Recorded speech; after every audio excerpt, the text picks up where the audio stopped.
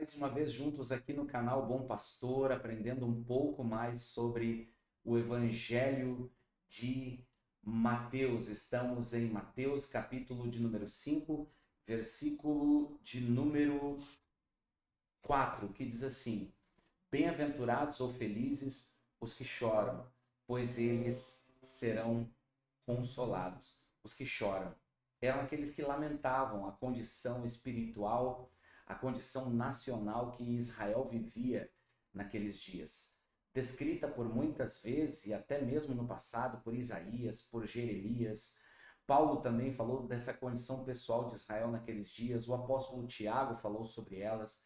E a dor pessoal dessas pessoas decorrente do pecado e de tudo que Israel vivia naqueles dias também pode ser vista lá em Mateus, em Apocalipse, também nos são descritas. E estas pessoas choravam, os seus corações se moviam por compaixão por aquilo que elas estavam vendo. E a promessa é de que essas pessoas que olham ao seu redor e podem ver a dor, a frieza espiritual, a decadência moral, ética de uma nação, a promessa do Senhor, né, no Sermão da Montanha, Jesus, o próprio Cristo falando que a promessa é que estas pessoas serão consoladas. Sabe o que isso significa? Significa que serão consolados através do cumprimento das promessas de Deus. O Senhor irá cumprir a sua promessa e então o nosso coração será consolado.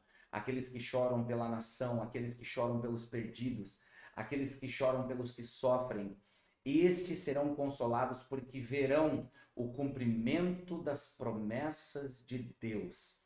Então o nosso coração será consolado. Se você, assim como eu, é um daqueles que chora olhando para a nossa nação e tudo ao nosso redor, a decadência moral, espiritual e ética da nossa nação, creia, nós seremos consolados. Confie no Senhor. Depois, Mateus capítulo 5, versículo de número 5, diz assim: Felizes os humildes, pois herdarão a terra. Eu creio que essa condição de humildade, ela não é fruto agora da pobreza, como os pobres de espírito. Ela, na verdade, fala sobre o nosso coração. Fala sobre nós. A humildade, ela está conectada ao nosso coração.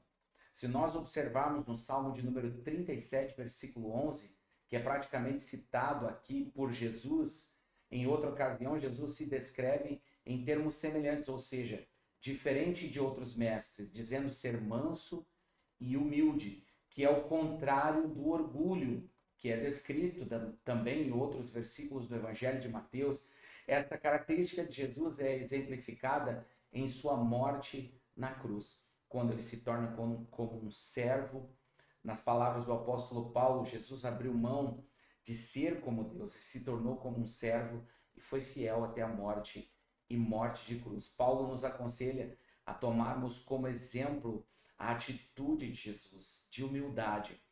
Pois bem, meus amigos, uma das grandes dificuldades de Israel reconhecer Jesus como rei de Israel, como Messias, é porque Jesus era um rei sofredor e humilde. Agora, a promessa é de que os humildes, eles irão herdar a terra.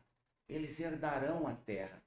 A terra pode ser tanto uma referência mais ampla ao reino de Deus sobre toda a terra, como a terra prometida por Deus a Abraão, Isaque e Jacó, falando com os contemporâneos daqueles dias, aqueles que estavam lá ouvindo o sermão de Jesus. Eu creio que essa promessa para nós, a terra é o reino de Deus, enchendo a terra, manifestando a glória de Deus por toda a terra.